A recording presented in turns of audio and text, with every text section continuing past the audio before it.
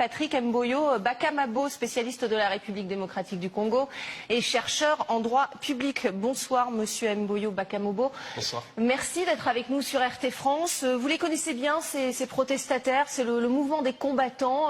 Justement, quel est leur combat et pourquoi ces manifestations précisément ce soir? J'aimerais d'abord commencer par préciser que je regrette toute la violence qui a été enregistrée aujourd'hui et que c'est quelque chose que je déplore, que je condamne fermement.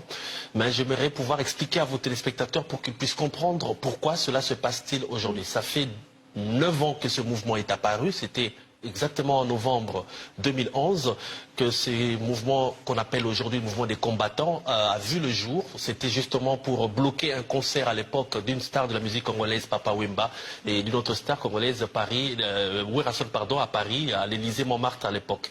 Pourquoi ce mouvement a-t-il été lancé? Puisque pendant des années, la musique congolaise a dominé la scène parisienne. Il y avait des groupes de musiciens qui venaient du Congo, 4 ou 5 par année pour jouer, remplissaient toutes les grandes salles de Paris. Mais dans l'entretemps, le Congo connaît depuis 25 ans une crise politique, pas seulement une crise politique, une tragédie humaine et humanitaire qui a causé plus de 6 millions de décès. C'est le pays qui a connu la plus grosse perte humaine depuis la Seconde Guerre mondiale. Et du coup, les Congolais de Paris et de l'Europe se sont ressaisis. On dit, nous ne pouvons pas continuer à danser à Paris pendant qu'on tue chez nous, on viole au Congo. Ça, c'est récent, le fait de dire on ne peut plus danser à Paris quand on massacre chez nous? C'est en 2011 que le mouvement, en fait, ça a commencé plus tôt à Londres, en Grande-Bretagne. La Grande-Bretagne, c'était le premier pays où la communauté congolaise a boycotté les concerts. C'était déjà en 2008 et à Paris, le mouvement a pris en 2011 et toute l'Europe a suivi derrière.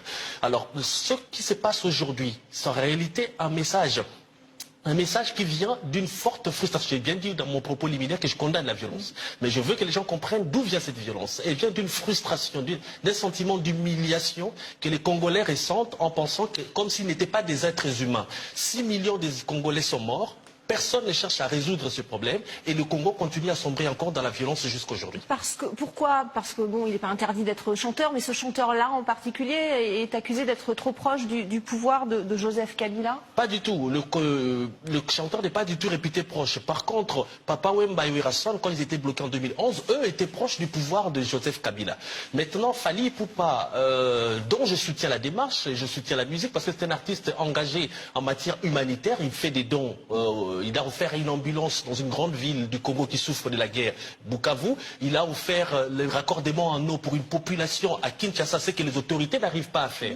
Alors malheureusement pour lui, il est pris dans une spirale, dans un mouvement qui a été déjà pris. Et les combattants disent que tant que le pouvoir en place ne s'est pas détaché du Rwanda, qui cause des morts au Congo, et tant que la communauté internationale ne s'est pas saisie de la question des morts du Congo, puisque tous les jours les gens meurent à Beni, au Kivu et dans tout le reste du Congo, nous allons continuer à manifester pour faire passer les messages. Et aujourd'hui, tout le monde en France comprend qu'il y a des manifestants qui protestent parce qu'il y a des problèmes au Congo. Vous accusez le Rwanda, est-ce que vous pouvez juste expliquer pour nos téléspectateurs pourquoi? Parce que le Rwanda, c'est le Rwanda qui a soutenu pratiquement tous les mouvements rebelles qui ont eu lieu au Congo, et c'est l'invasion du Rwanda en 1996, l'invasion du Zaïre en 1996 par le pouvoir de Paul Kagame qui a ramené tous ces vents de tueries qui ont causé 6 millions de morts en République démocratique du Congo. Très court, le pouvoir connaît une crise politique aujourd'hui avec Félix Tshisekedi qui est président, sauf qu'il n'a pas beaucoup de pouvoir, et la mainmise de Joseph Kabila, ça aussi c'est quelque chose que vous... Exactement, parce que normalement après l'arrivée au pouvoir de Tshisekedi, le mouvement aurait dû s'arrêter.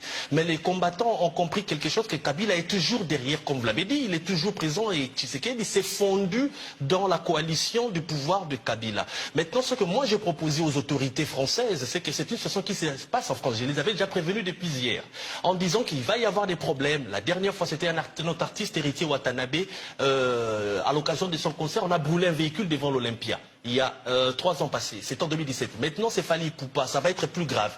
Pensez à nous aider à réorganiser un dialogue entre les artistes et les combattants, parce qu'il faut leur trouver une porte de sortie par le haut, ainsi les artistes pourront travailler librement. Vous faites un appel au gouvernement français pour faire ça? Exactement, parce qu'aujourd'hui, au lieu de mobiliser les forces de l'ordre, comme ils l'ont fait aujourd'hui, ça coûte de l'argent.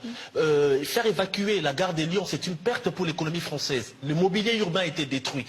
au lieu d'en arriver là, puisque si les combattants aujourd'hui n'empêchent pas le concert de Fally, ils vont encore manifester demain. Fally avait tenté de jouer en 2011, ça n'a pas empêché le mouvement de prendre. D'autres artistes vont jouer demain, il y aura encore des casses. Aidez-nous à organiser un dialogue entre les musiciens et les combattants. Ainsi, on aura une porte de sortie par le haut et tout le monde sera gagnant. Il y aura la paix en France. Tranquillement parmi les combattants congolais, bien entendu.